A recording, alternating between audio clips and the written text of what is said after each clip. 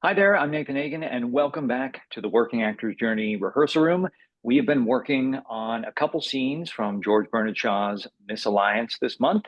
If you have any questions and comments, even if you're coming to this weeks, months, years later, leave questions and comments. I will definitely try to reach out to the artists and get them to, respond as best we can.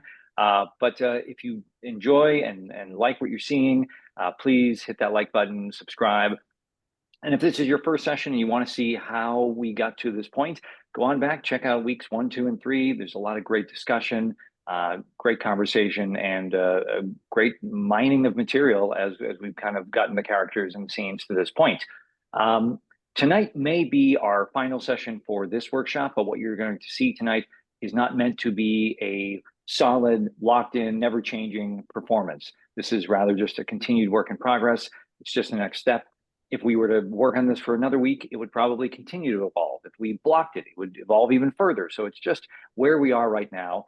But I think we've all gotten to a good place with this scene, and it's been a lot of fun working on this material. Next month, since we're kind of programming these a little bit ahead of time, I'm not exactly sure what will be coming up next month if you're watching this as these sessions are coming out. I'm thinking maybe another replay from the archive. We've got some great sessions that haven't been released in full, so I'm excited to share more of those with our audience. But just either connect with us on YouTube or Instagram or the email list, all three, if you really want to overkill here, and you'll be the first to know of what's going on. Yes, we'll continue posting all the sessions on YouTube for free for everybody to enjoy. So subscribe to the channel, click for notifications. You can support the project via Patreon and get early access to all the sessions, plus a few other perks starting at just $5 per month. Very quickly, thank you to our patrons, Ivar, Joan, Michele, Jim, Magdalen, Claudia, Clif, and Jeff. We really appreciate all of your support keeping these administrative lights on. And if you have any questions, like I said, please comment below and we'd love to hear from you. But with that, on with the scene. If you've been following along, I'm in the scene, so I'm just going to switch my hats and become just an actor now and turn it over to Erika, our director. So here we go. Let's No have one a is great ever final just session. an actor. This is Come true. on. Welcome everybody, and welcome to our final week. Yay! Usually at this point, I think if we were rehearsing every day, first of all, we'd be more further ahead and memorized and blah, blah.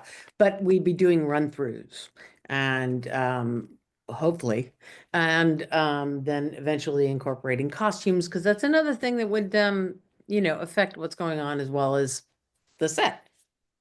It's all coming together.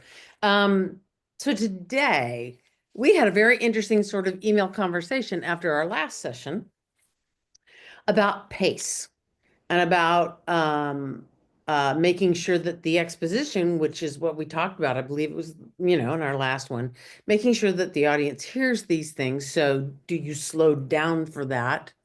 Or, how do you accomplish that to make sure it happens?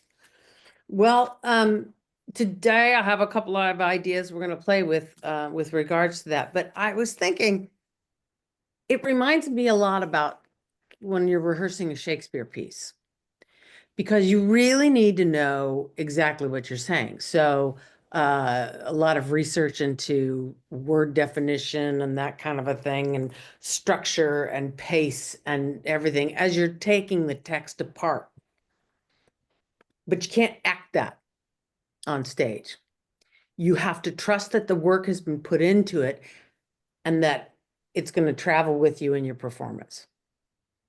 So today, I kind of want to play with the idea that we take our time and reading through the scenes and connecting and hitting the expositional points. And however you feel comfortable doing that for yourself, also as a refresher of text and that kind of a thing. And then I want to play with going back to pace. Because you'd be amazed at sort of like how unconsciously that work that's underneath is going to help it pop. As long as it's on your mind, it'll happen. Same thing with Shakespeare. As long as you know what you're saying, the audience will get it. whether they get it on the deeper level because they understand the poetry and the verse and the scansion, or if they just get the story points because they want to understand the story, it'll be there. Trust me. So, let's start with, shall we start with the boys since we're just in order on the play? And you guys have got the real heavy lifting because you start the play. And it's a little bit like with Shakespeare. I remember when I did the two parts of Henry IV, and Jack O'Brien had us start in contemporary clothes. Because he says, we're about to ask the audience to sit through 3.5 hours of Shakespeare. If we come out in robes and crowns and that, they're just going to go, I don't think so. Which was actually it was a really great idea. But at the beginning of these plays, we're also getting their ears into the rhythm of what they're hearing. So you guys have got a little bit of the heavier load in that. Right. Used to the accents. They're going to get used to the language itself, and then they're going to catch up. One hopes. Anyway, and to tie on to the other thing, we eventually got dressed in pieces in the first act, and the people the most eager to tell their story, like Hotspur, got dressed first. And the least eager, like Hal, got dressed last. He was still wearing his Levi's at the end of the act one. It was a great idea. Anyway, just wanted to finish that idea. So, lads, any questions before we just read through it? Are we changing the pace for this one, or just going picking up where we left off last week? I think kind of picking up where we left last week. I think this is just we're going to read it for meaning, for lifting the ideas that we know the audience will need to know, and and mark. I hate to say marking because I don't want you guys to mark it. I want you to perform it, but sort of hitting the points in your own performance where you go, this is where he sets me off. This is where he does it, so that it gets more and more into the performance itself. Second time around, we'll adjust and go for more of the God forbid, sorry, I'm a little spacey today. The British sound and the lightness and the trust that information is going to be conveyed. Okay. That makes sense? I think so. Feel free to stop me if I'm off the rails. Okay. Put your glasses back on. Okay. All right, guys. See now I think it's great because Paul's wearing glasses and I'm not. So Johnny's older, but hopefully Nathan looks young. And he's reading at the time. So, Yeah, there you go. All right. Have fun. Okay. And just this is for you guys. Yeah.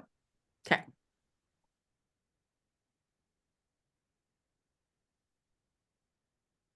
Hello?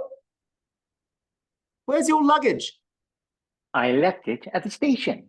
I walked up from Hazelmere. Oh. And who's to fetch it? Don't know, don't care. Providence, probably. If not, your mother will have it fetched.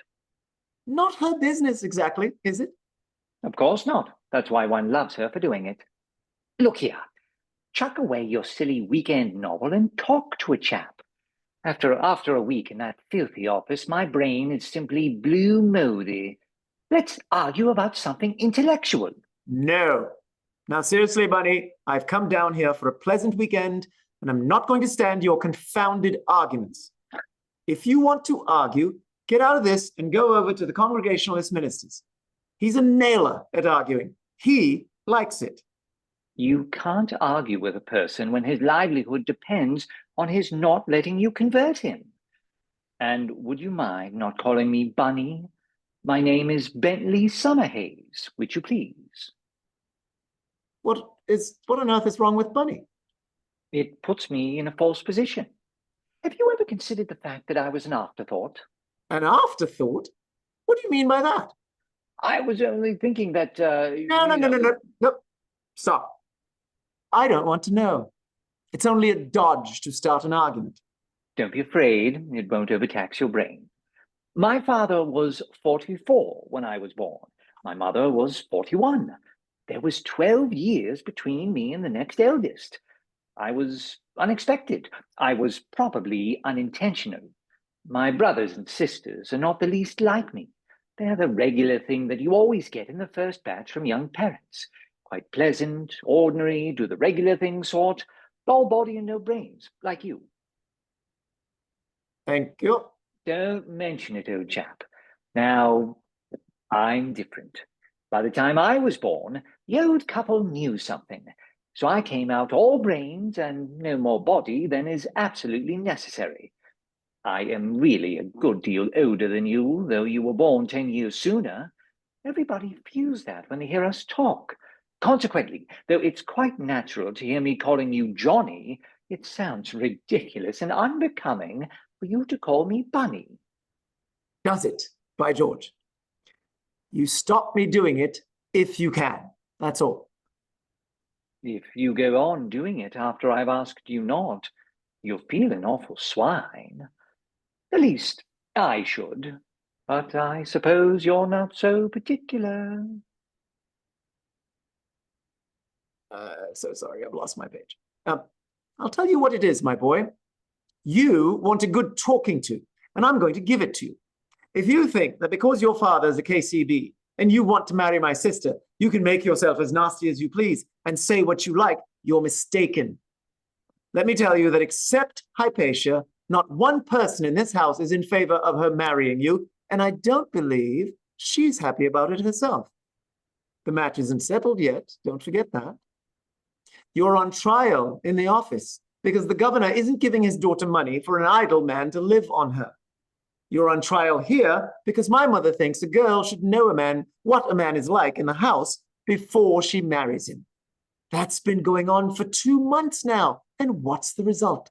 You've got yourself thoroughly disliked in the office, and you're getting yourself thoroughly disliked here. All through your bad manners and your conceit, and the damned impotence you think clever. That's enough. Thank you. You don't suppose, I hope, that I should have come down if I had known that that was how you all feel about me. Well, no, you don't run away. I'm going to have this out with you. Sit down. Do you hear? Ah, that's the advantage of having more body than brains, you see? It enables me to teach you manners, and I'm going to do it too. You're a spoilt young pup, and you need a jolly good licking. And if you're not careful, you'll get it. I'll see to that next time you call me a swine. I didn't call you a swine, but you're a swine. You're a beast, you're a brute, you're a cad, you're a liar, you're a bully. I should like to wring your damn neck for you. Try it, my son. Fighting isn't in your line. You're too small, and you're too childish. I always suspected that your cleverness wouldn't come to very much when it was brought up against something solid, some decent chap's fist, for instance. I hope your beastly fist may come up against a mad bull or a prize fighter's nose, or something solider than me. I don't care about your fist, but if everybody here dislikes me, well, I don't care. I'm sorry I intruded. I didn't know. You pig! Swine, swine, swine, swine, swine! All right, my lad, all right. Sling your mud as hard as you please. It won't stick to me. What I want to know is this. How is it that your father, who I suppose is the strongest man England has produced in our time— You got that out of your halfpenny paper. A lot you know about him. I don't set up to be able to do anything but admire him and appreciate him and be proud of him as an Englishman. If it wasn't for my respect for him, I wouldn't have stood your cheek for 2 days, let alone 2 months. But what I can't understand is why he didn't lick it out of you when you were a kid. For 25 years, he kept a place twice as big as England in order. A place full of seditious coffee-colored heathens and pestilential white agitators in the middle of a lot of savage tribes, and yet he couldn't keep you in order. I don't set up to be half the man your father undoubtedly is, but by George, it's lucky for you, you were not my son. I don't hold with my father's views about corporal punishment being wrong. It's necessary for some people, and I'd have tried it on you until you first learned to howl and then to behave yourself. Yes, behavior wouldn't come naturally to your son, would it? Now you keep a civil tongue in your head. I'll stand none of your snobbery. I'm just as proud of Tartle's underwear as you are of your father's title and his KCB, and all the rest of it. My father began in a little hole of a shop in Leeds, no bigger than our pantry down the passage there. Oh, yes, I know. I've read it. The Romance of Business, or the story of Tartan's underwear. Please take one. I took one the day after I first met Hypatia. I went and bought half a dozen unshrinkable vests for her sake. Well, did they shrink? Oh, don't be a fool. Never mind whether I'm a fool or not. Did they shrink? That's the point. Were they worth the money? I couldn't wear them. Do you think my skin's as thick as your customers' hides? I'd as soon have dressed myself in a nutmeg grater. Oh, pity your father didn't give your thin skin a jolly good lacing with a cane. Pity you haven't got more than one idea. If you want to know, they did try that on me once when I was a small kid. A silly governess did it. I yelled fit to bring down the house and went into convulsions and brain fever and that sort of thing for 3 weeks. So the old girl got the sack, and serve her right. After that, I was let do what I liked. My father didn't want me to grow up a broken-spirited spaniel, which is your idea of a man, I suppose. Jolly good thing for you that my father made you come into the office and shew what you were made of. And it didn't come to much, let me tell you that. When the governor asked me where I thought we ought to put you, I said, make him the office boy. The governor said you were too green, and so you were. I dare say. So would you be pretty green if you were shoved into my father's set? I picked up your silly business in a fortnight. You've been at it 10 years. You haven't picked it up yet. Don't talk rot, child. You know, you simply make me pity you. Romance of business, indeed. The real romance of Tartan's business is the story that you understand anything about it. You never could explain any mortal thing about it to me when I asked you. See what was done the last time. That was the beginning and the end of your wisdom. You're nothing but a turnspit. A what? A turnspit. If your father hadn't made a roasting jack for you to turn, you'd be earning 24 shillings a week behind a counter. If you don't take that back and apologize for your bad manners, I'll give you as good a hiding as ever. Help! Johnny's beating me! Help! Don't be a fool! Stop that noise, will you? I'm not going to touch you. Shh, shh, shh. Bravo, bravo. Clear as a bell. I mean, I caught each of you marking those moments in your speech and with the information and such. And it really struck me because I find this with when you have to do an emotional role, or you have to do a scene where you're expected to fall apart and cry and all that kind of stuff. That when you build it into the performance in rehearsals, it sort of helps get the car going. Do you know what I mean? Building up to wherever it is that you have to break down to. So even if you're doing that matinee on the 8th performance, you're not quite there because you're a little tired, it still gives you a map to get to a place that allows you to tell that story and why you're falling apart. So, so one of the things that struck me is that what was in watching the slowing down, I could watch Johnny, I could watch you, Paul, register it and then take it. And then Bentley, Nathan, I could watch you building it. At one point, my heart broke for you, and you were about to leave and you were gonna cry and that kind of a thing. But what's great is that when we get it going with the pace, Right. that'll be there because you already know the steps by slowing it down. Sure. Sure.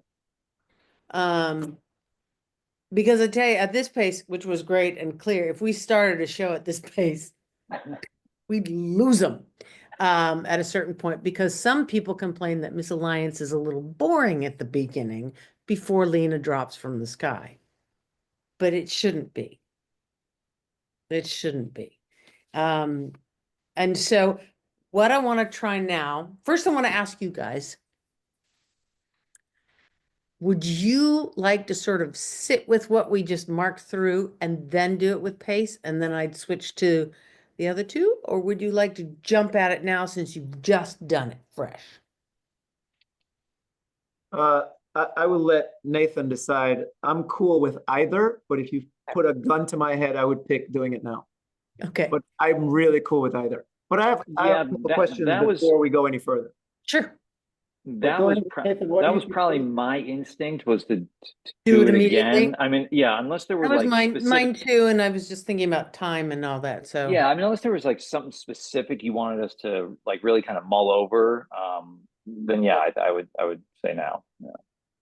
No. Mr. Paul, you have a question. Yeah, a couple of things. Okay. First of all, the last time we did it, I took Johnny a little bit more working class. And tonight, just sort of out of habit, I went a little bit more, I feel like I went a little bit more upper crust, a little bit closer to upper crust. Mm-hmm. But based on some of the things we talked about last time, I felt like maybe he was a little bit closer to working class. Mm. Do you have an opinion on that either way?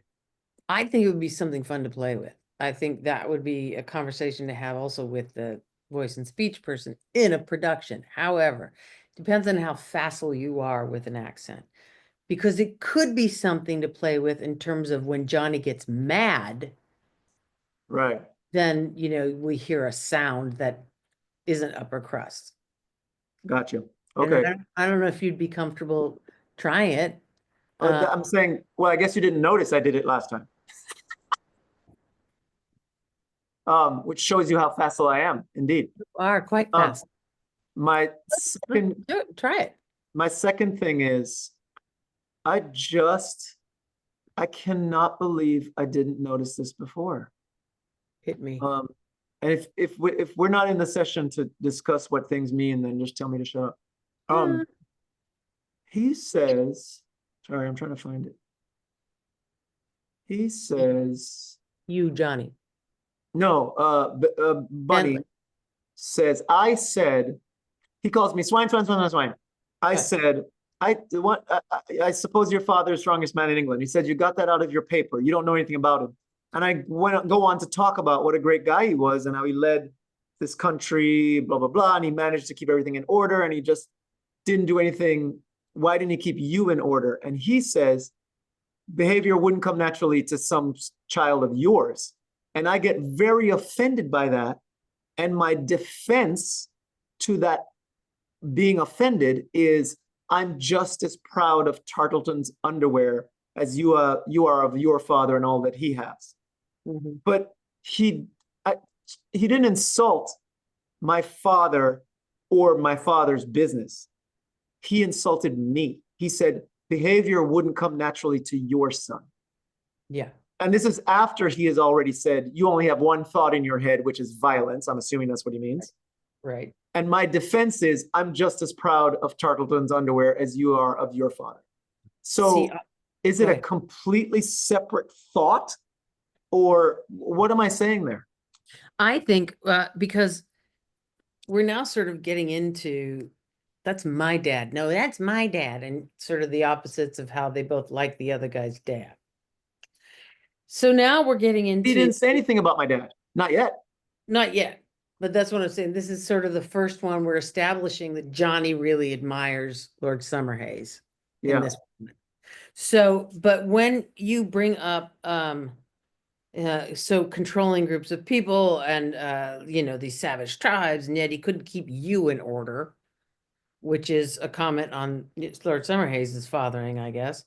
Yeah, that's an interesting dichotomy, just hearing myself say that. If he could actually manage this whole, township and region, and he can't get you to behave yourself. That all makes sense. I get all that. Yeah. It's like But when he insults me, why do I respond with defending my father's business? Because I think what's happening is I'm sort of pulling it. I don't hold my own father's view about corporal punishment. So he's addressing sort of his own fathering, what a little bit hinting, whether he realizes and hinting of the kind of father he would be. It's necessary for some people, beating them.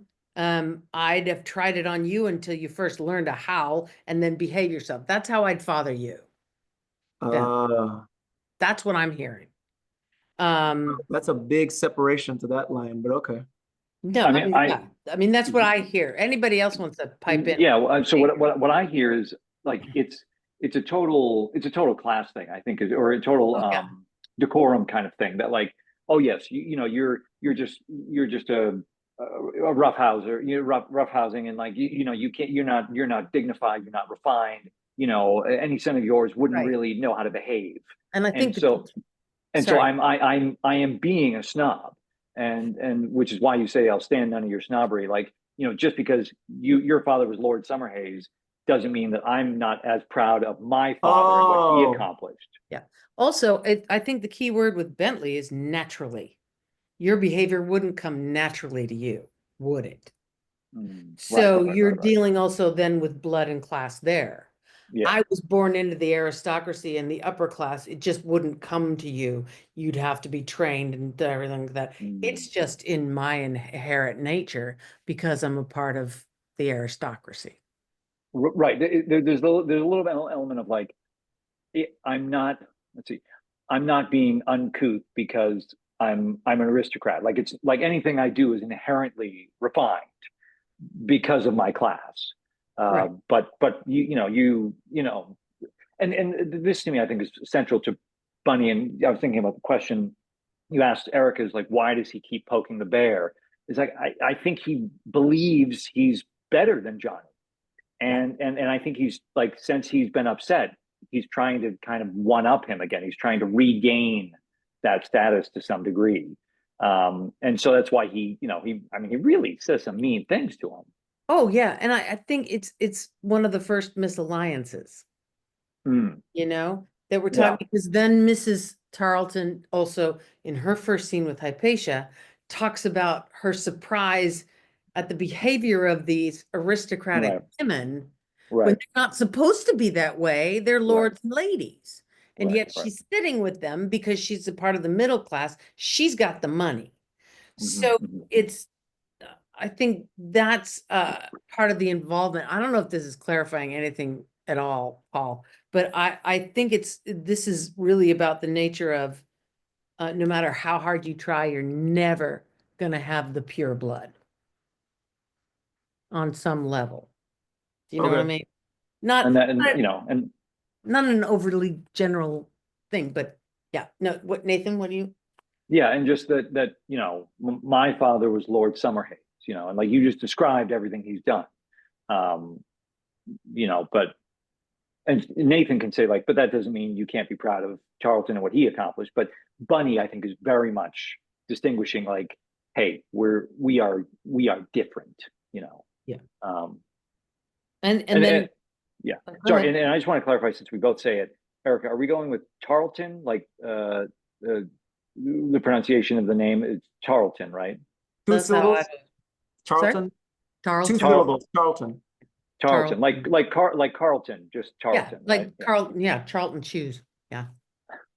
While we're on that paragraph, at the end there, Nathan, Bunny's supposed to be interrupting Johnny, and I think you know what I'm talking about. The end of that paragraph. Oh yes, I know. No bigger than a on the Nathan, the actor, is waiting for me to say he, but because there's a little bit of a delay, I get a lot more. So I don't think you Got need to it, wait gotcha. for the he. As soon as you hear Okay, Mrs. that's Ashley fair. there, you can. Same with that first interruption at the beginning. Yeah, that's fair. That's John reasonable. keeps going and he's not gonna wait for you. Yeah, Just keep going. Yeah. Yes, I missed that one just now. Yeah. Yeah, it's okay. you're fired. Um, Bring in the next 6 Johnnies, please. bring them in. Any other questions? I was playing around with the rising pitch. Was it working? What'd you think? Yeah, I mean, I'm taking it in as the voice you're finding for Bunny, which Yeah, but we were talking about like as he gets angrier, Mhm. like the pitch increase. Okay, so it's fine. yeah. I would say you can lean into, I'd say this about that and your question, Paul, about the accent. Push it in this next run, just go for it so we really hear it. I mean, I'm a little spacey today, so this medicine and stuff. So subtlety isn't my biggest skill set right now. So You'll be watching this back going, I asked them to hold hands? What was I thinking? I didn't mean to tell them to take their shirts off. What am I doing? Yeah. So let's go back. Michele and Dylan, I don't know if you've been listening or whatever, but if there's any feedback that you have or an idea that we didn't address, I'd love to hear it. No, I've been listening, but the discussion has been very interesting.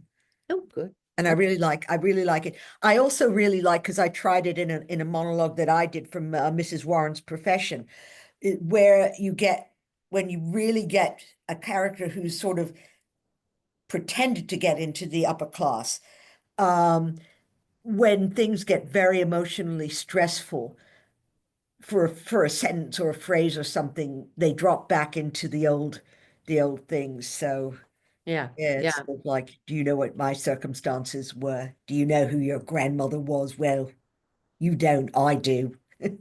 Yep. Oh, yeah. It's, it's like my voice and speech coach in grad school. She says when she gets tired, her Michigan comes back. Otherwise, so and by the way, I don't think Johnny is working class. No. Or would ever speak like working class. I was just saying that I tried going a little further down that on the spectrum. No, I think that's great. Yeah, I'm not saying he's working class, but it is that thing of like a discussion at the table as to when did the wealth for the Tarletons start kicking in? How long did the kids experience and grow up with the hardworking, playing in the mud, all that kind of stuff before they started being expected to behave a little bit differently? And by the way, if the shop was in Leeds, you probably grew up with a northern accent. Yeah. But don't try to do that if you do that now. No, I love that sound, but yeah, that would be a lot of fun. Yeah. To play around with. It is a great thing to bring up, Paul. I love that. Okay, so and this will go for you guys as well when you do your scene.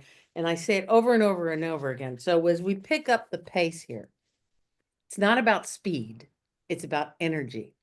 And Dame Edith Evans used to say you need to pull the period towards you, which I love that imagery. If you think of that with that sort of drive and energy, you don't have to worry about, oh, am I dropping the endings of my lines? Am I doing this kind of, because you're naturally being driven by making your point as I drop the end of my line. So playful, fun. Was it and I was also trying to experiment a little bit more with musicality in there as well. Okay. I'd say go for it and maybe even just notch it all up a little bit, because technically we're still rehearsing. Right. And what is your goal, hope, wish for the pacing thing? Just to pick up the pace? I want to be able to hear, and since of course I know the scene, it'd be a little bit hard. So Michele and Dylan, I want to hear your opinion. Are the points still being made? Are we still hearing the points? do we still feel the emotional shifts and the ups and downs of the scene, even though we are now starting to drive the pace a little bit more? Does that answer your question? Yeah. Okay, great. Have fun with this one.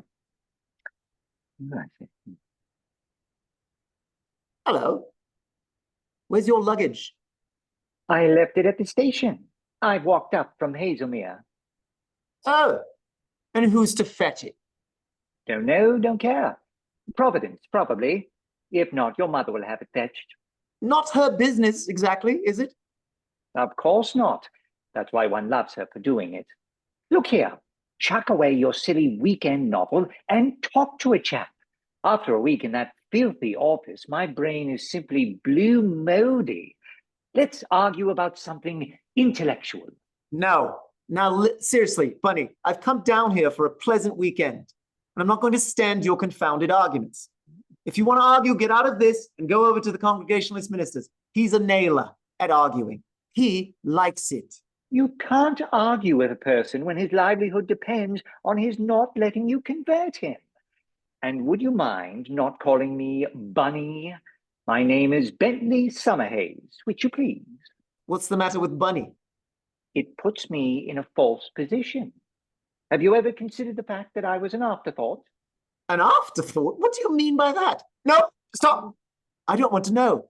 It's only a dodge to start an argument. Don't be afraid, it won't overtax your brain. My father was 44 when I was born. Oh. My mother was 41. There was 12 years between me and the next eldest. I was unexpected. I was probably unintentional. My brothers and sisters are not the least like me. They're the regular thing that you always get in the first batch from young parents. Quite pleasant, ordinary, do the regular thing sort. All body and no brains, like you. Thank you. Don't mention it, old chap. Now, I'm different. By the time I was born, the old couple knew something. So I came out all brains and no more body than is absolutely necessary. I am really a good deal older than you, though you were born 10 years sooner. Everybody feels that when they hear us talk. Consequently, though it's quite natural to hear me calling you Johnny, it sounds ridiculous and unbecoming for you to call me Bunny. Does it, by George? You stop me doing it if you can. That's all. If you go on doing it after I've asked you not, you'll feel an awful swine. At least, I should. But I suppose you're not so particular. I'll tell you what it is, my boy. You want a good talking to, and I'm going to give it to you. If you think that because your father's a KCB and you want to marry my sister, you can make yourself as nasty as you please and say what you like, you're mistaken. Let me tell you that except Hypatia, not one person in this house is in favor of her marrying you, and I don't believe she's happy about it herself. The match isn't settled yet. Don't forget that. You're on trial in the office because the governor isn't giving his daughter money for an idle man to live on her. You're on trial here because my mother thinks a girl should know what a man is like in the house before she marries him. That's been going on for 2 months now. And what's the result? You've got yourself thoroughly disliked in the office, and you're getting yourself thoroughly disliked here, all through your bad manners and your conceit and the damned impudence you think clever. That's enough, thank you. You don't suppose, I hope, that I should have come down if I had known that that was how you all feel about me? No, you don't run away. I'm going to have this out with you. Sit down. Do you hear? Yeah. That's the advantage of having more body than brains, you see. It enables me to teach you manners, and I'm going to do it, too. You're a spoiled young pup, and you need a jolly good licking, and if you're not careful, you'll get it. I'll see to that next time you call me a swine. I didn't call you a swine, but you are a swine. You're a beast. You're a brute. You're a cat. You're a liar. You're a bully. I should like to wring your damn neck for you. It, my son. Fighting isn't in your line. You're too small. You're too childish. I always suspected that your cleverness wouldn't come to very much when it was brought up against something solid, some decent chap's fist, for instance. I hope your beastly fist may come up against a mad bull or a prize fighter's nose or something solider than me. I don't care about your fist, but if everybody here dislikes me, well, I don't care. I'm sorry I intruded. I didn't know. Swine. All right, lad. All right, my lad, all right. Sling your mud as hard as you please. It won't stick to me. What I want to know is this. How is it that your father, who I suppose is the strongest man England has produced in our time— You got that out of your halfpenny paper. A lot you know about him. I don't set up to be able to do anything but admire him and appreciate him and be proud of him as an Englishman. If it wasn't for my respect for him, I wouldn't have stood your cheek for 2 days, let alone 2 months. But what I can't understand is why he didn't lick it out of you when you were a kid. For 25 years, he kept a place twice as big as England in order. A place full of seditious, coffee-colored heathens and pestilential white agitators in the middle of a lot of savage tribes. And yet he couldn't keep you in order. I don't set up to be half the man your father undoubtedly is, but by George, it's lucky for you, you were not my son. I don't hold with my father's views about corporal punishment being wrong. It's necessary for some people, and I'd have tried it on you until you first learned to howl and then to behave yourself. Yes, behavior wouldn't come naturally to your son, would it? Now you keep a civil tongue in your head. I'll stand none of your snobbery. I'm just as proud of Tarleton's underwear as you are of your father's title and his KCB and all the rest of it. My father began in a little hole of a shop in Leeds, no bigger than our pantry, down the passage there. Oh, yes, I know. I've read it. The Romance of Business, or the story of Tarleton's underwear. Please take one. I took one the day after I first met Hypatia. I went and bought half a dozen unshrinkable vests for her sake. Well, did they shrink? Oh, don't be a fool. Never mind whether I'm a fool or not. Did they shrink? That's the point. Were they worth the money? I couldn't wear them. Do you think my skin's as thick as your customers' hides? I'd as soon have dressed myself in a nutmeg grater. You know, pity your father didn't give you your thin skin a jolly good lacing with a cane. Pity you haven't got more than one idea. If you want to know, they did try that on me once when I was a small kid. A silly governess did it. I yelled fit to bring down the house and went into convulsions and brain fever and that sort of thing for 3 weeks. So the old girl got the sack, and serve her right. After that, I was let do what I liked. My father didn't want me to grow up a broken-spirited spaniel, which is your idea of a man, I suppose. Jolly good thing for you that my father made you come into the office and shew what you were made of. And it didn't come to much, let me tell you that. When the governor asked me where I thought we ought to put you, I said, make him the office boy. The governor said you were too green, and so you were. I dare say. So would you be pretty green if you were shoved into my father's set? I picked up your silly business in a fortnight. You've been at it 10 years, and you haven't picked it up yet. Oh, don't talk rot, child.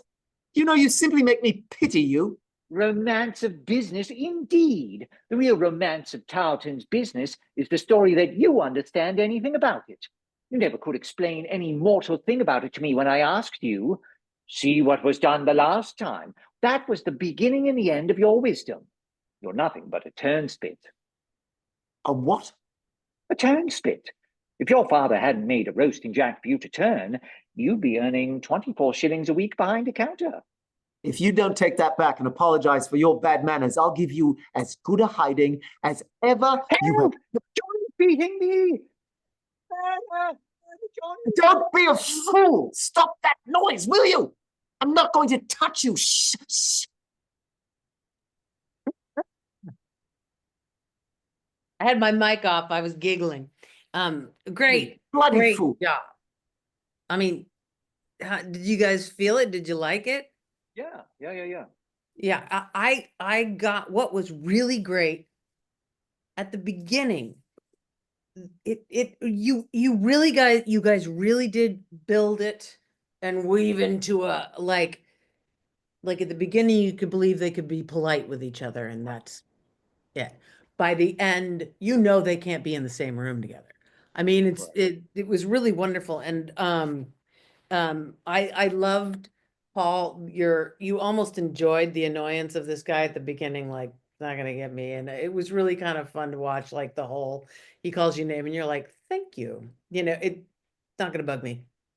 And Nathan, your musicality was really wonderful. And what it did is it showed the difference in class as well. That there was a greater musicality coming out of you, Nathan, than there was out of Paul. And it worked beautifully. It really sort of set the two of you apart as you went. I would say, and that also sort of gave it a class difference in an odd way too. Yeah. It's just, yeah, I was really happy with it. You guys, yeah, at the beginning I wrote, almost enjoyed it, Paul, almost just resigned to Bentley being here. Because it wasn't going to shut up and you weren't going to get back to your book, which was great because it gave you a way to go. And yeah, it was, I really liked it. I really enjoyed it, guys. Oh, Really good. nice work. For me, the drama came from, and this time it was very, very apparent, was the contrast between the two characters. One is Yeah. earthy, one is ethereal, one is, more Right. masculine, one has like feminine qualities, earth, Sure. air, refinement, bluntness. I mean, at every point there was a conflict between them, and so it was completely natural that they could not be in the same room together. From the moment, I think for me, I just started to laugh when Paul basically says, "Listen, I came down here for to have a nice weekend. Now get the hell out." That was it. I said, "Oh, I know where we are." Yeah. Oh, and right from the top, when you were like, "Where's your luggage?" Not really your business. There was a quality of this again, without it being tired. Do you know what I mean? Right. It didn't slow anything down. It just established fast who the two of you were as you were Yeah. going. So really, Cool. really lovely work, gentlemen. Yeah. Yeah. No, Paul, I thought, yeah, it was really fun to play. And to your point, Erica, I mean, even Shaw says right before the scene starts, the Bentley's voice is a little exasperating. That I think that exactly there's this quality of just like, oh man, how long is this kid gonna talk? Just like, yeah. But no, Yeah. it was great. And it's so funny because it's, I mean, I don't know. Maybe I could find other scenes, other plays, but it's like within about 5 minutes, like one character is roughhousing the other. Like we're already in this, like, and it seems like, oh yes, jolly good. We're in the country in England, and it's like, come here, get over here, and we're just Yeah. fighting, and it's just so funny, like how quickly it turns. It builds up that misalliance, Yeah, which creates that yeah, tension, which I think yeah, must have been what was going on in the Edwardian era, yeah. as there was mobility starting to happen between the classes. And for me this time, like I could really kind of feel like where like Bentley was most hurt and where he tries to kind of you know get back his footing and then start to try to be on the offensive a little bit, even if he's just responding to stuff Johnny's bringing up. So yeah, no, I had a lot of fun with it, and it was, yeah. Hey, I love the work of both of you. So now it's Michele and Dylan's turn. Unless, Dylan, did you have anything you wanted to say? Feedback? You don't have to. I mean, but Oops, sorry.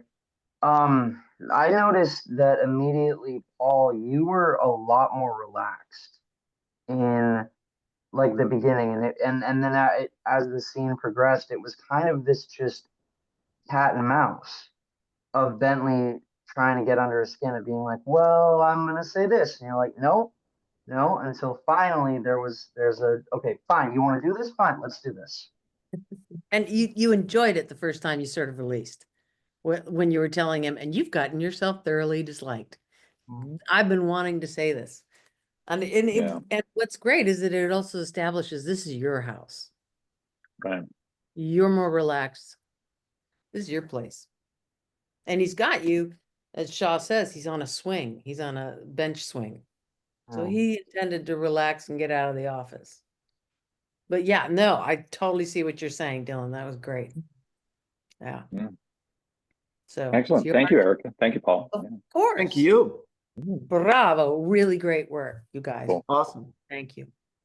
All right, you two. The lava scene.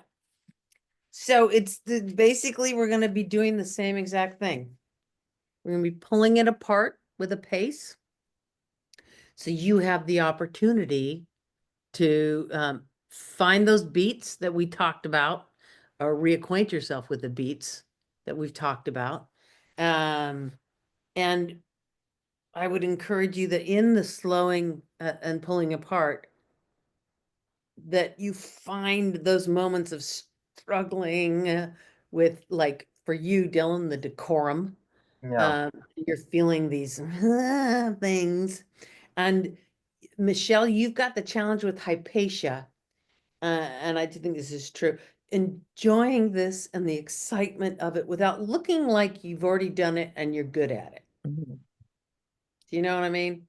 Because I think if there's no lift of the scene if Hypatia's like, this is how I deal with everybody. Mhm. Yeah, you're hot. I'm gonna pick you up.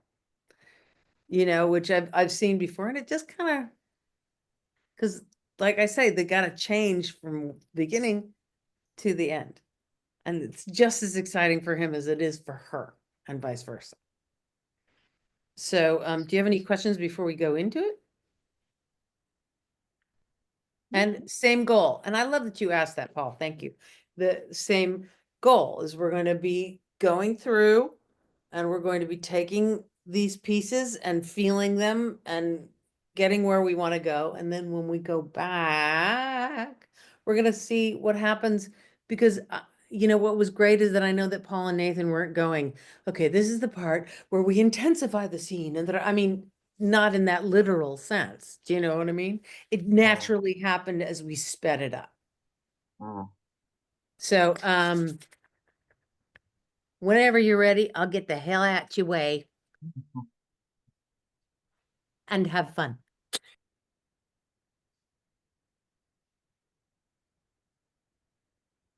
Mr. Percival. Mr. Percival, where are you? Aha! Aren't you glad I've caught you? No, I'm not. Confound it! What sort of girl are you? What sort of house is this? Must I throw all good manners to the winds? Do. Do. Do. This is the house of a respectable shopkeeper, enormously rich. This is the respectable shopkeeper's daughter, tired of good manners. Come, handsome young man, and play with the respectable shopkeeper's daughter. No. Don't you know you mustn't go on like this with a perfect stranger? Drop down from the sky.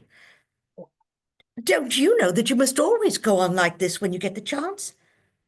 Oh, you must come to the top of the hill and chase me through the bracken. You may kiss me if you catch me.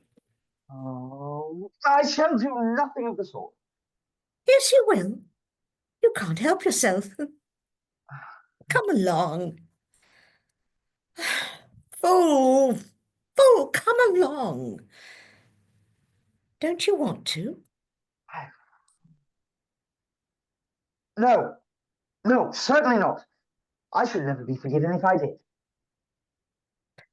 You'll never forgive yourself if you don't. No, nonsense. You are engaged to Ben. Ben is my friend. I mean, what do you take me for? Ben's old. Ben was born old. They're all old here, except you and me. And the man, woman, or woman, man, or whatever you call her that came with you, they never do anything. They only discuss whether what other people do is right. Come and give them something to discuss. No, I will do nothing of the sort, or incorrect. Don't be afraid. Little boy, you'll get nothing but a kiss. And I'll fight like the devil to keep you from getting that. But we must play on the hill and race through the heather. Why? Because we want to, young man. What if everybody went on in this way? Happy. Oh, how happy the world would be. But the consequences may be serious. Nothing is worth doing unless the consequences may be serious. My father says so, and I'm my father's daughter. I am the son of 3 fathers. Oh, I mistrust these wild impulses. Ugh. Take care. You're letting the moment slip. I feel the first chill of the wave of prudence. Save me. Really, Miss Tarleton? Damn you! I beg your pardon. But since we've both forgotten ourselves, you must allow me to leave the house. Are you ashamed of having said damn you to me? I had no right to say it. I am very much ashamed of it. I have already begged your pardon. And you're not ashamed of having said, really, Miss Tarleton? Why should I? Oh, mean, stupid, cowardly, selfish, masculine male man. You ought to have been a governess. I was expelled from school for saying that the very next person who said, really, Miss Tarleton, to me, I would strike her across the face. You were the next. I had no intention of being offensive. I mean, surely there's nothing that can wound any lady, or at least I really didn't mean to be disagreeable.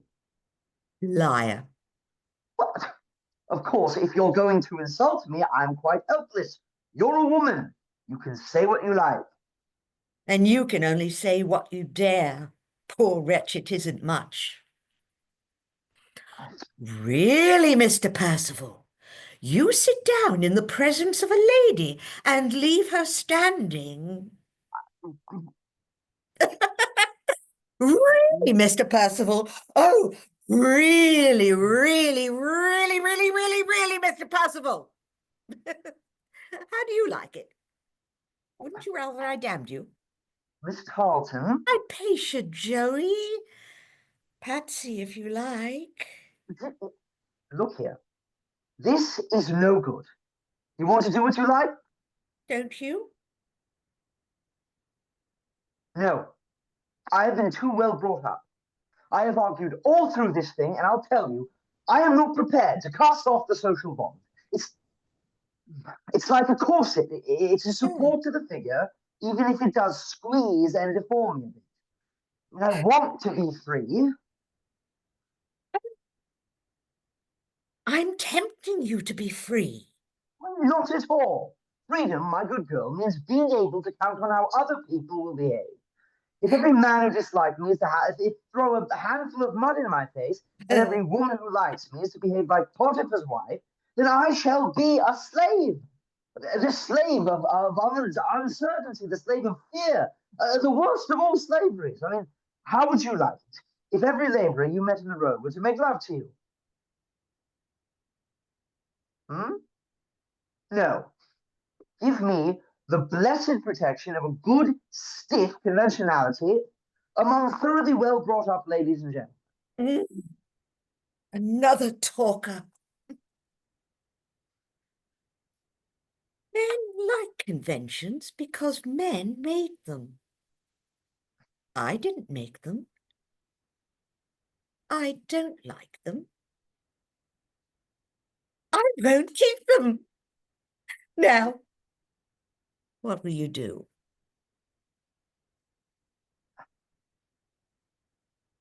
Oh, I'll catch you. Really nice work. Well done. I could really see Dylan, you being tempted. Really, just Mhm. those moments of like, no, no, no, no, no, no, no, yeah. which was great. And Hypatia to the testing and the tempting, and I would lean further into the the ideas of the moment, like, oh, I remember that, and ooh, when I read that, oh, let's go do this. You can kiss me. That just that these ideas are like popping in, and you're seeing what you can get away with and the delight in what you get away with. And what hit me before you guys even started reading was like, you ever had that feeling when you're really attracted to somebody and the first time you find yourselves alone, Mhm. there's like electricity in the air. There's like oh no, oh shit, kind of thing. You can feel the blood rush to your face. Right. And then you think afterwards, did I really say that? Oh my God. Because you're emboldened by that electricity, that strange electricity. And I love the fact that the two of you get towards the end and Percival laying down, no, I don't want to be free. I mean, if everyone was Potiphar's wife and that kind of a thing, that he's getting a clearer idea and he's stating it to her. Mhm. And then, because in response, then she says, you know what? I don't like conventions. I don't like this. I don't, and it's almost in response to him, what he's trying to say to you. Does that make any sense? That it goes less from a game, because it's in that moment that I won't say the two of them grow up, but it's in that moment that a resolve happens that I don't think either of them have ever felt before. Mm. Mhm. Which is why she says, so what are you gonna do? Mm. And he says, I'm gonna run. I love the way you said it too, because it was clearly gonna run. So, you know, it's wonderful. Yeah, and yeah, I would find Hypatia, when you say Ben's old, like maybe take a second, even as we're about to speed it up a little bit, take a half beat to find old. Mm. What word would you use for Ben? He's old. Mhm. And then the way it is when we're all in a thought process, Mhm. we expound upon that thing that we've just found in Yeah. inspiration. Yes, and I would play a little more. Dylan, try playing with the musicality a little bit more, but you've got it there. I would just lean into it a little bit more, Mm. Okay. because it is that class thing. I mean, Mhm. I was thinking about how we were just talking about the boys' first scene, and how the difference between the fact that Johnny was a little more relaxed at the beginning versus this is a different kind of scene. Mhm. They're not relaxed. They're in the electric room, Yeah. because, and we don't know what happened just before they came on either. Mhm. It started off stage. So yeah, I think a little more drive and trying to find him. Fuck, I lost eyesight. Where is he? Where is he? Where is he? Where is he? And then be happy that it's not over, that you've still Mhm. got more time with him to convince him. Because this is risk, risk, risk. She's crossing some lines. There's no way she would have ever done this with Bentley. I love there was a monologue that she has about men and how she comes. Yeah, and I hang out with them, and then some of them I let them propose to me just because I'm curious about the way they go about doing it, and then I just refuse them because I'm not really interested. She wants life and interesting effervescence. Mhm. And I think he's getting really titillated by the whole effervescence himself. And so let's do it again. And we're going to pull that period towards this. You guys are already following the ideas really well. And we're going to tighten up the internal cues a little bit. We're going to think faster. That's a better way of putting it. Mm. Just like the boys did in the first scene. And yeah, I think that's all I really need to say about it before we launch in. Okay. And have fun. Have fun with it. Okay. So whenever you're ready. Mr. Percival, Mr. Percival, where are you? Uh, aren't you glad I've caught you? No, I'm not. Don't confound it. Oh, what sort of girl are you? What sort of house is this? I mean, must I throw all good manners to the winds? Do, do. This is the house of a respectable shopkeeper, enormously rich. This is the respectable shopkeeper's daughter. Tired of good manners. Come, handsome young man, play with the respectable shopkeeper's daughter. Ah, no, no. Don't you know you mustn't go on like this with a complete stranger? Sorry, lost my place. I'm so sorry. No Give me the worries. cue. You Give wanna me the cue again. I've Well, got we're it. not that far into it. Do you want to start from the top? Okay. Yeah, start from the top. Nice work. Okay. Mr. Percival. Mr. Percival, where are you? Uh-huh. Aren't you glad I've caught you? No, I'm not. Confound it. What sort of girl are you? What sort of house is this? Must I throw all good manners to the winds? Do. This is the house of a respectable shopkeeper, enormously rich. This is the respectable shopkeeper's daughter, tired of good manners. Come, handsome young man, play with the respectable shopkeeper's daughter. No. Don't you know you mustn't go on like this with a complete stranger? Drop down from the sky. Don't you know that you must always go on like this when you get the chance? Oh, you must come to the top of the hill and chase me through the bracken. You may kiss me if you catch me. I shall do nothing of the sort. Yes, you will. You can't help yourself. Come along. Oh, fool. Come along. Don't you want to? No, certainly not. I should never be forgiven if I did it. You never forgive yourself if you don't. Nonsense. You are engaged to Ben. Ben is my friend. What do you take me for?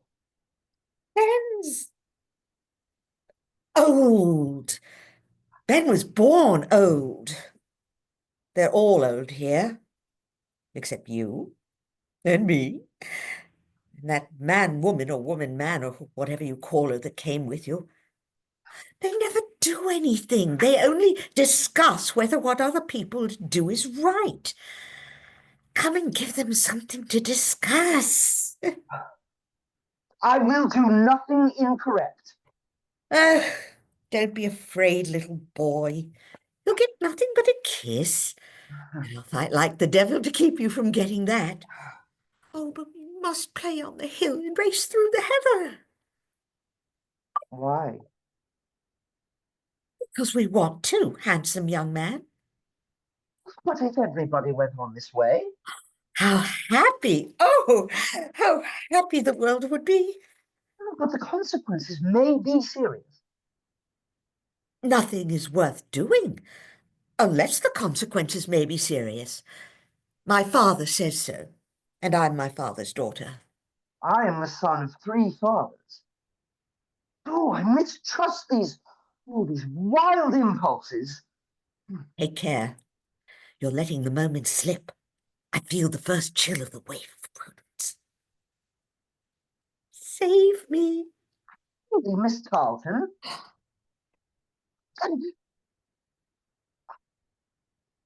Damn you! I beg your pardon. But since we've both forgotten ourselves, you will allow me to leave the house. Are you ashamed of having said, damn you to me? I had no right to say it. I am very much ashamed of it. I've already begged your pardon. And you're not ashamed of having said, really, Miss Tarleton? Why should I? Oh,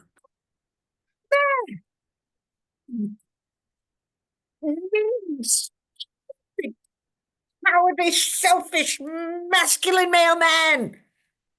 You ought to have been a governess. Ah, I was expelled from school for saying that the very next person that said, really, Miss Tarleton, to me, I would strike her across the face. You were the next. I had no intention of being offensive. And surely there's nothing that can wound any lady, or at least well, I really didn't mean to be disagreeable. Liar. Of course, if you're going to assault me, I'm quite helpless. You're a woman, you can say what you like. And you can only say what you dare, poor wretch, it isn't much. Really, Mr. Percival, you sit down in the presence of a lady and leave her standing. But Really, Mr. Percival? Oh, really, really, really, really, really, Mr. Percival? How do you like it? Wouldn't you rather I damned you? Miss Tarleton, Hypatia, Joey. Patsy, if you like. look here. This is no good. You want to do what you like? Don't you? No. I have been too well brought up. I've argued all through this thing, and I'll tell you, I am not prepared to cast off the social bond. It's like a corset. It's a support to the figure, even if it does squeeze and deform it a bit. I want to be free. Tempting you to be free. Not at all. Freedom, my good girl, means being able to count on how other people will behave. If every man who dislikes me is to throw a handful of mud in my face, and every woman who likes me is to behave like Potiphar's wife, then I shall be a slave. A slave of uncertainty, the slave of fear, the worst of all slaveries. How would you like it if every man you were to meet in the road were to propose to you or make love to you? No. Give me the blessed protection of a good stiff conventionality among thoroughly well brought up ladies and gentlemen. Another talker. Men like conventions because men made them. I don't like them. I won't keep them. Now, what are you going to do?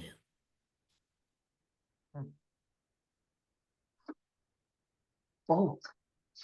Got you? Ta-da! How would I have an idea, but how did that feel? Mm. Yeah? Yeah. Okay, I want to do it one more time. And here's what I want you to do. Try not to chop up sentences, right? Like really pull through them. And I want you to do it.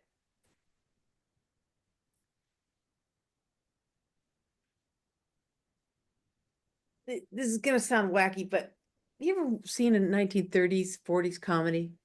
A movie like The Women? Mhm. And the patter was much quicker. And, and then they'd all talk in this sort of East Coast but it was a little bit faster when the way they talked and the pace. It's almost like listening to a podcast with that 1.5, when you bump it up just a little bit so you can get through Mhm. it. I still want you to hear everything, right? But we think faster. So don't obligate yourself to the note that I gave you, like waiting for her to respond to being hit on by laborers. Just go for it. Just go straight. Because we do think without having to transition. Humans do. We do think on our feet a lot quicker than I think sometimes when we approach the text, which we have to mine at first. But we do think a lot faster So it'd be very interesting to see how this scene goes and how you score your points and convince each other by trusting you're hearing each other if the pace is just a little bit tighter, a little bit tight and more musical. Mm. No, it was great work, you guys. It was really great work. It's just, this is a little shorter. So I get a little time to play around with it a little bit. So, woo, woo, woo, woo. And it's a different scene than the boys. Different obligations going on here. So have fun with it and give this one a try. Give it a shot. Pull the period towards you. Musicality. It's like a 30s movie kind of thing. Because you still understand, like if you've ever seen the movie, The Women, the original one, they're very fast paced, but you understand everything. You understand what's going on. You don't have to slow it down. You hear it. As long as you're thinking on the line with it, we'll hear it. So, excellent. Excellent work. Do one more time.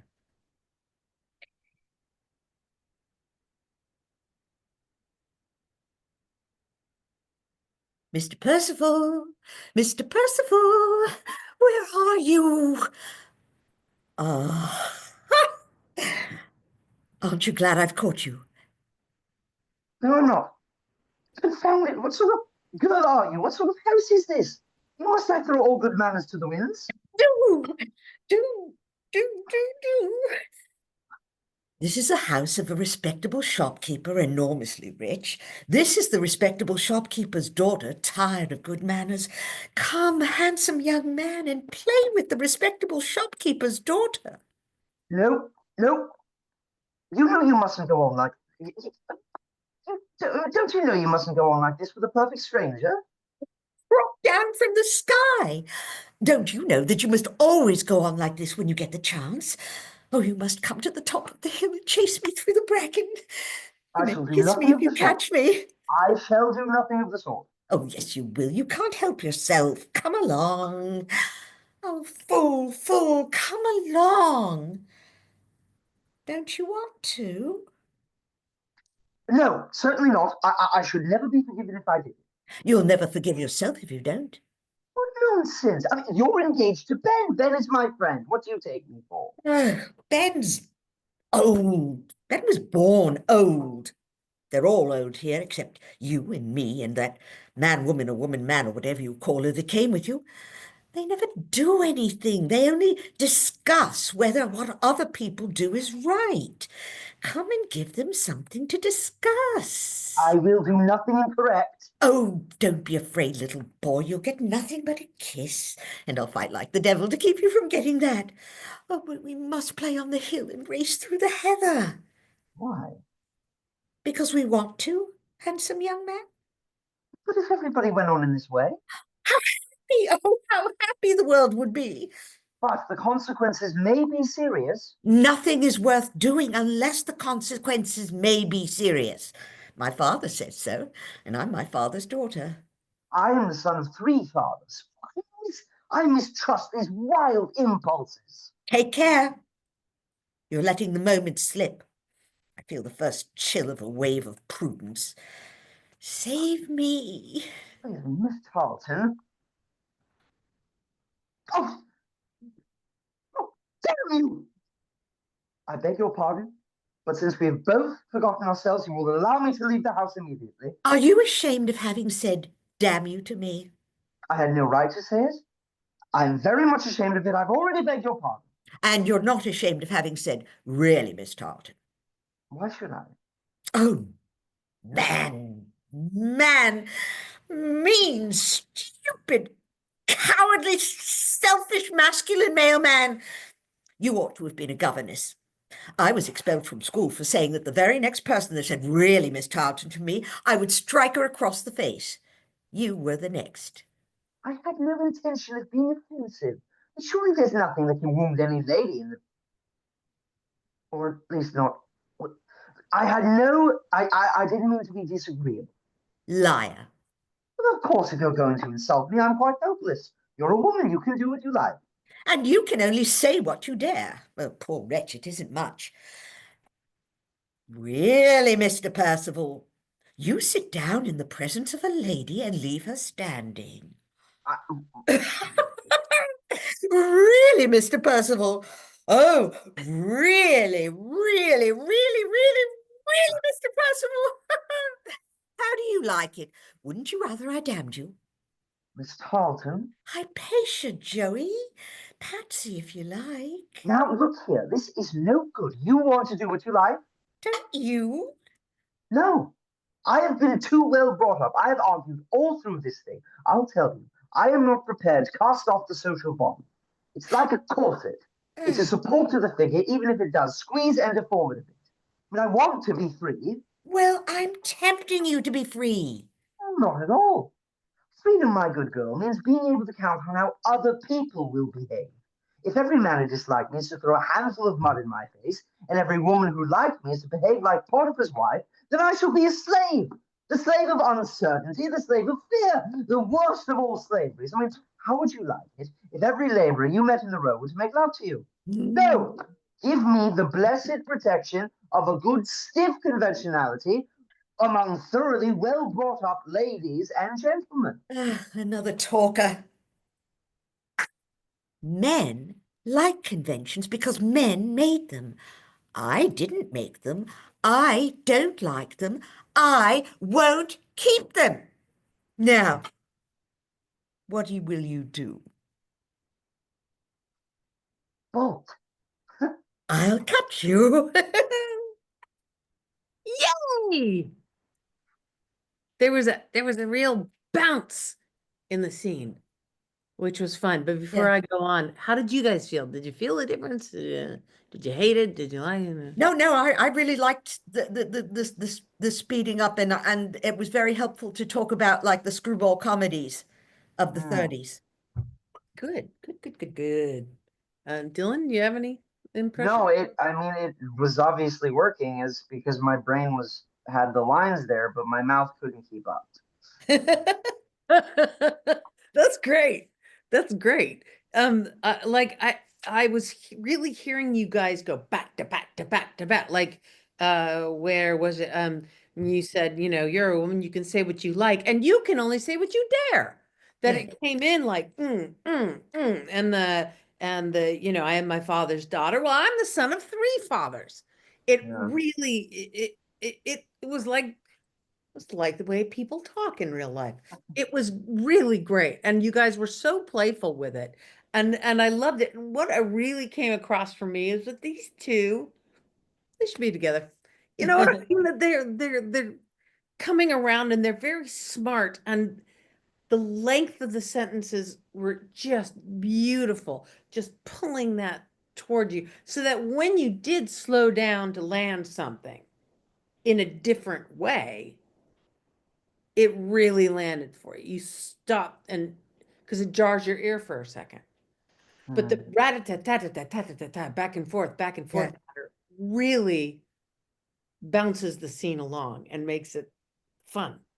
Not that it wasn't fun before, but you know what I'm saying. Yeah. But I loved it. Loved the energy. Yeah. Now I want to direct the play. It's so fun. What do you think, Nathan? Yes, I was thinking a couple of the same things that you mentioned, Erica, and also, just we've talked about this in previous weeks, but just so evident how, both of you, there were moments throughout where you're not really sure how this is going to turn out. While Hypatia wants it to turn out a certain way, like it's just not clear. Like, so I just enjoyed that fun of both of you being very unstable, on very uneven, unstable ground of just like what is happening, where is this going, and it's just going to turn out the way I want for both of you for different reasons, of course. Yeah. Yeah. And I felt with the bing, bing, bing, bing, bing, bing, bing, what I got this time was how much on some level they're alike. Hmm. Inexplicably, the two very different people, but at the same time, there was some quality about the back and forth and the back and forth banter that made me go, oh, these two actually really are suited to each other. Yeah, I I think it is the quicksilver nature of their ability to debate it makes them very well matched. Yeah, because she's bored out of her mind. Yeah. When leading up to this, all of her stories. I mean, she basically like is trying to extort Lord Summerhaze because she's bored. She Yeah. doesn't want to, actually have a fling with Lord Summerhaze. She just thinks it would be amusing. Yes, bring him in and see what happens. Yeah, yeah. I particularly enjoyed the note, Erika, that you gave of giving a little breath before old. Yes. I thought that just really lifted that moment. Just great, where it's just like, Does. because as an audience member, you're like, "What's she gonna say?" And it's like, "Yeah, that's right. He's old. He is old." But what you were just talking about reminds me of the movie His Girl Friday, which is based on the front page and all that. Yes. But so you have uh, uh, what's the actress name? Just went right out of my head. Cary Grant and Rosalind Russell. Yes. That they used to be together, and obviously they're on the same wavelength, same speed. But she's going to marry this other guy and live out in the country, and it's just like, Hildy, what do you like? Come on, like you're Not not. what you Please, yeah, that's not. And she just totally gets sucked back in by the end of the film. That it's just Yeah. like, yeah, this is who she should be with, even though it probably ruins her life on a daily basis to some degree or stresses her out. It's just like this is who she is. So I kind of enjoyed that, thinking about that. Yeah, they're on the same wavelength, that they're kind of off kilter, but they've got to be brought together in this. dig it. Dig it. I love it. Love it. Yeah. Both scenes. Loved it. And for me, I just all of a sudden was overcome by this feeling of, oh wow, this is a guy I can really get. I can relate to him. The first one, thank God. Yeah. It You don't have to drag all him coming along to out. see if he'll propose. Yeah, Yeah. yeah. Yeah, I loved it. Any impressions, Paul? Let me turn on my microphone. No, nothing to add that either that Nathan didn't say. I agreed with a lot of what Nathan said. It seemed very fun, and more, I won't say for the first time, but more so than any other time, it seemed that they are really suited for each other. Yeah. That Yeah, I there is really got there's that. a definite attraction. Yeah. Yeah. Yeah. It's so it would be fun to stage. Yeah. Really fun to stage. Yeah.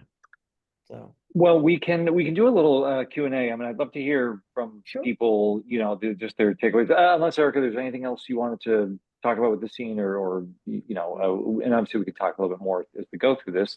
anybody else want to address something before we move on? Or wants to try a speech or anything like that? Anybody? It was great. Such great work. Yeah, the musical version now. I would, I have my own thoughts on this, but I would love to hear from the actors, anyone who'd like to contribute. Based on your experience working on Shaw before, or if this is new, I would love to hear like what either surprised you or challenged you particularly about working on this role, this material. If anything comes to mind, if anything thwarted your expectations, undermined your expectations, exceeded your expectations, anything like that. So it's just kind of an open floor if anyone wants to jump in. And I'll just keep talking if nobody else does. Okay. This was my first experience with Shaw. And I won't say that anything surprised me, but I was pleased by how entertaining it is. How I like the pace of it. I like that even though it's a comedy of manners, maybe it is, maybe it isn't, it's not that mannerly at all. It's not rigid. It's kind of, I'm sorry we didn't do the scene with the person falling out of the sky. That would have been interesting. Oh, So, yeah. I didn't know what to expect, but yeah, that was uplifting to see how lighthearted it could be. Yeah, great. I think it was interesting on the directing aspect of it was how much energy I would need to ask of my actors to sustain Yeah. Because it takes a lot of energy to get to the end of these scenes, not, as well as through the play. And every time I have these moments, I think, next time you're doing your Shaw, Erika, performer or director, that really, it is that exercise of keeping the ball up. Mm. Yeah, it almost sounds kind of silly to say, but even after producing and hosting so many of these, um, to actually be in it, you're right. It's like it feels so exhausting afterward. I mean, like when you're in it, you're engaged and you know what you're doing and you know what you have to do. I mean, it's like an athletic competition. Like you're not really aware of maybe how tired you are, but afterward you're just like, wow, that was a lot of energy, a lot of mental energy, a lot of physical energy, vocal energy. And actors who do this, and you guys are all included. It takes this kind of work, but then to actually do it, it's like, yeah, like it takes this kind of work. It's really crazy. I Michelle, remember, yeah.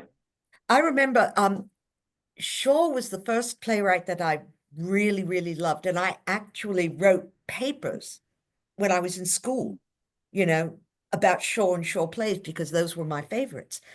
And this experience brought me back very viscerally to why I loved Shaw in the first place. What got me interested in, because it was smart and it was fast and it was funny, and it was just very different from the other plays that I was reading at the time. So, and for me, one of the big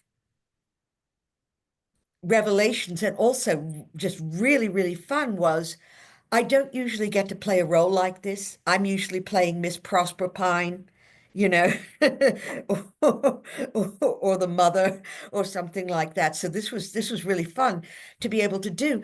But Erika, that you were sort of indicating, you look at the scene and you say, oh, this is the scene. It's very, very easy. This is this is what's happening. You can play it on a very superficial level. And it'll probably work and it'll probably funny, just, be fun, just the way, romantic comedies are amusing.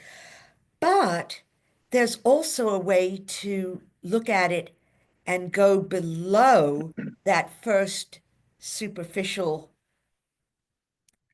thought of what the scene is and what it's about. And it makes it so much more interesting. Yeah, absolutely. Dylan, if there's anything you want to share, great. If no pressure though. Not everybody likes talking about the process and all that stuff, so it's all good. No, it's because I mean, I can't really say I've done this show because I only was in one performance, and even then I'm in like a 10-page scene and that's it. But that was a character that comes out and just truth bombs everyone's flaws for them. And now doing it on the other side of that, of one of these characters, of getting to do that sort of upper crust, like, yeah, but they're still humans and they're still going through it. Like, Julius Baker isn't, the be all and the end all of like the rich are bad and take them down, but like this is their life. And these are moments in their life. And from an audience perspective, yeah, it's like, this is weird. Why am I just watching rich people debate? But like, if you really get into it, it's like, oh, these are problems that people are having. Like, Percival is having the problem of being, pursued by a woman that he's like intrigued with, but he has his moral, and from being inside a Turkish bath listening to the scene, I'm just like, oh, she's chasing him, he's not wanting it, but now going over it, I'm like, oh, there's so much more to this. I think that is actually one of the hardest characters in the play. Mm. Jump onto the roller coaster as it's already gone through, it's Mm. already heading through, and to match the energy to, I think some people think, well, it's a smaller part compared to everybody else, so it's the easiest.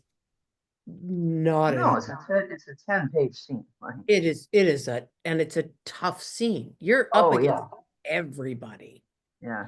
And what's great is that, you know, gosh, Shaw was so smart to have this guy come out. He's got his gun, jumps into a Turkish bath. And so while we're enjoying this frothy, sort of fun scene of these two people discovering each other, we know there's a guy with a gun in the Turkish bath.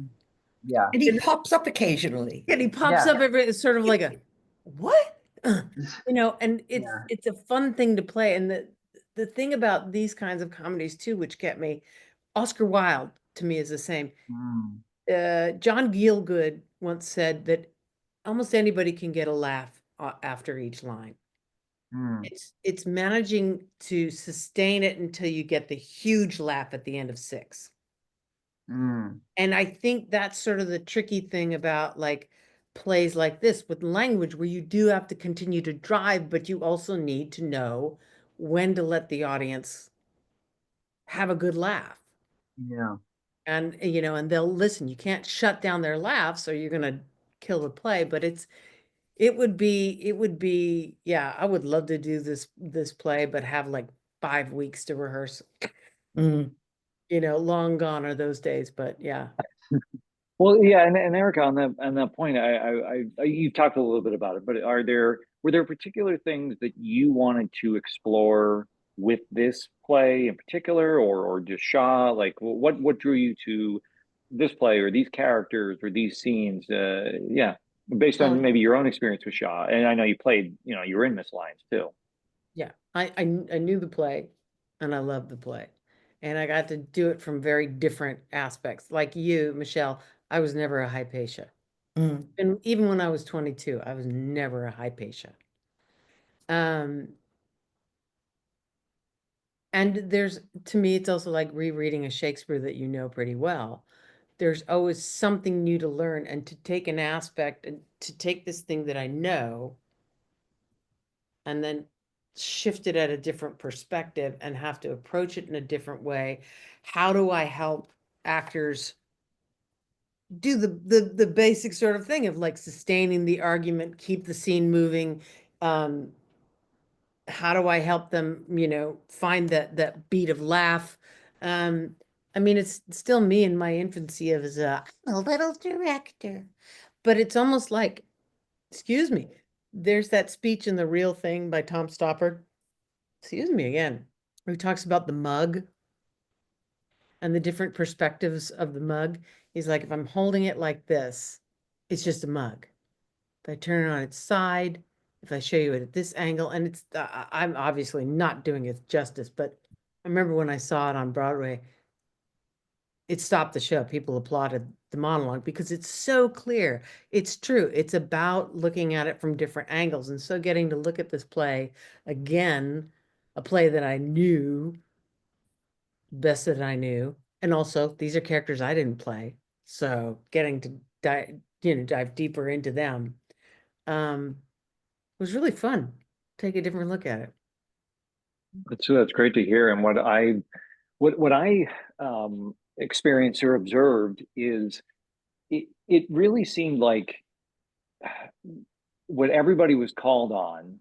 I mean, certainly I can speak to it most with Paul working opposite him, but what everybody was asked to do was they really had to work on building this character who did may not be very similar to them. So it's like we all had to kind of work on who is this person? And of course you have to find the relatable aspects to them and bring yourself to the role. But like there was no one that was just like, oh yeah, okay, I just have to understand what I'm saying and say the words. Not like there was some real character building, I thought, that went on for everybody, which was really enjoyable to watch. And I think not, you know, even with classical material, that's not always happening. Sometimes, you know, you're playing Hermione and you're just trying to make sense of the words and just, you know, get the story out and all that.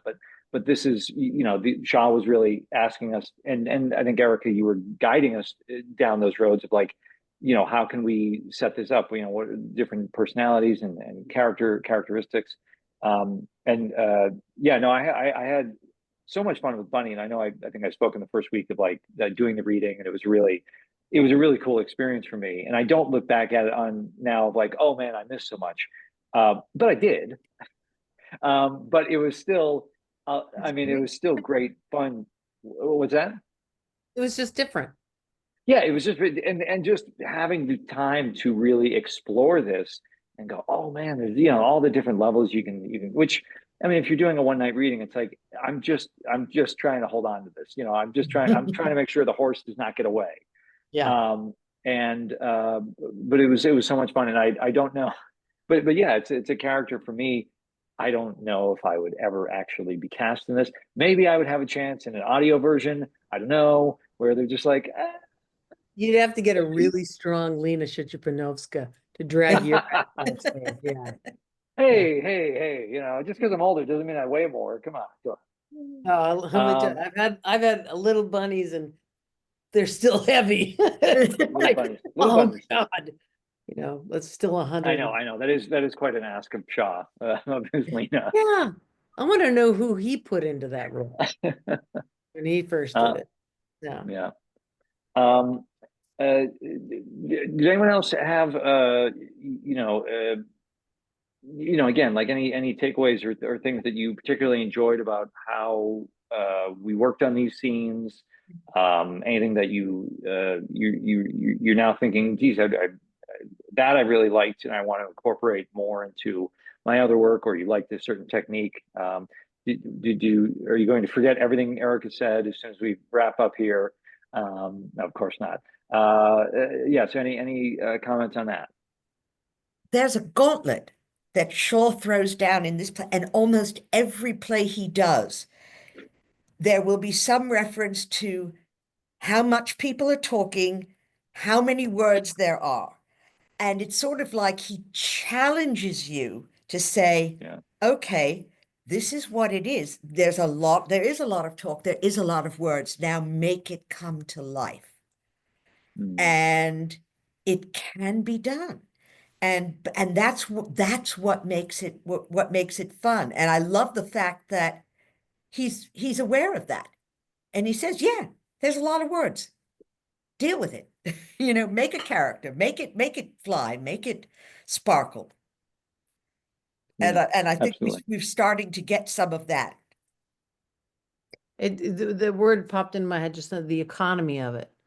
That you have so many words and you have these long sentences and stretched out, but the more you do it, the more the economy of movement and usage of the words streamline the shoes, and it makes the story clearer and clearer and clearer, even though you're dealing with words. A little bit like doing restoration. A lot of words in restoration. Yeah. Yeah, and I talked about I mentioned this a little bit in the email we had about pacing. That to this is a trap a lot of actors can fall into, and myself included. That you come to certain material with an idea of what it's supposed to sound like, or what it's supposed to look like, or be like. That's a big trap. And yeah, and for me with Sean, not that I could say, well, it's got to be X, Y, and Z, but this idea of just going, but the joy of when you really make these full-blooded people that just happen to say a lot of things. To Michele's point, it just comes alive so much more and so much more entertaining and enjoyable than when you just think it's this. I mean, some kind of contemporary reference point, like the show Frasier, for those who have seen it. Like, it's very smart, it's very fast, but these are still real people. It's not just it's and then of course you throw in different character types, or it's almost like commedia to some degree of just like and again, like it feels very simplistic to be saying these things of like, yes, you want to play real people and you want to really connect, but it's just like it really makes a difference. It's you're going through it. It's just It does. and whether we're we talk about Stoppard or Shakespeare or Shaw, it's just easy to fall into, oh, here's the style of it. And it's like, no, there's not a style. There's just, can you really get into the head of this person? And figure out where they're coming from and what they're going for. You have to deconstruct it before you can put the pieces together to make it make sense to an audience. I mean, again, I'm it could easily be done very superficially, Mhm. and you won't get the ideas. Yeah, Right. you gotta And earn You the have to do the work.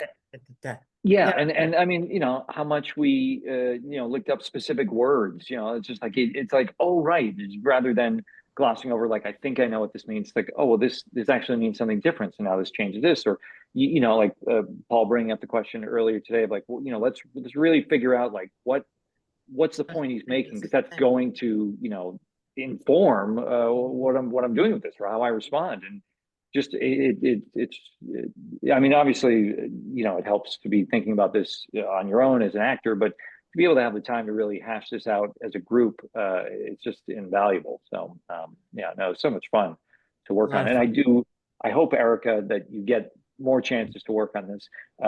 Bring this or more Shaw back. We can always do another I would do love another it. round. I would love it. I love all these wordy guys, and I wouldn't mind doing an Oscar Wilde or something too. Yeah. No, I know there's a lot of great material out there, and yeah. So fun. So, um, any parting thoughts? Anyone's burning ideas people want to share about their experience or thoughts? No pressure. But if there's anything else you wanna put out there, this would be a great time to do that. I would say, go ahead, Paul, sir. It was great fun. That's it.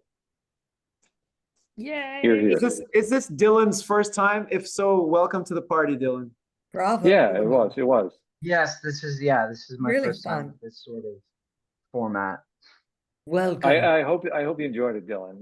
Oh, it's absolutely. different, but yeah, it's different. But it really, I mean, it just gives you a longer, time to really dig into these characters and Yeah. hopefully, enjoy the experience. Yeah. Mhm. Yeah. I would say it's like just sort of as an add-on when I brought up like the 30s movies.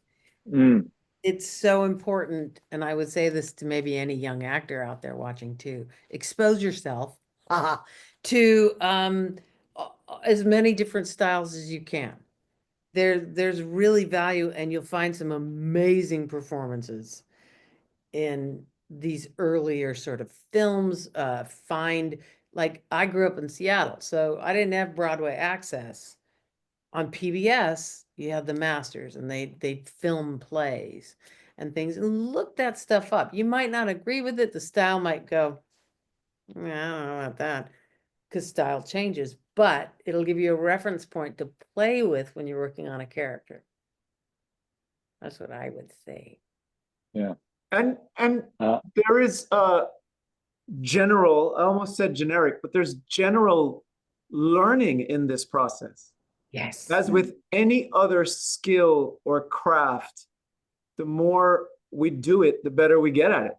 And I mean, I know that's not the point of these exercises, but I feel like I learn every time we do one of these things. I learn about the Agreed. play we're doing, mhm. even if it's a play I already know. I learn about the playwright, and I learn something about acting, and I get to practice acting or Yeah. directing on those that I've directed. So Yeah.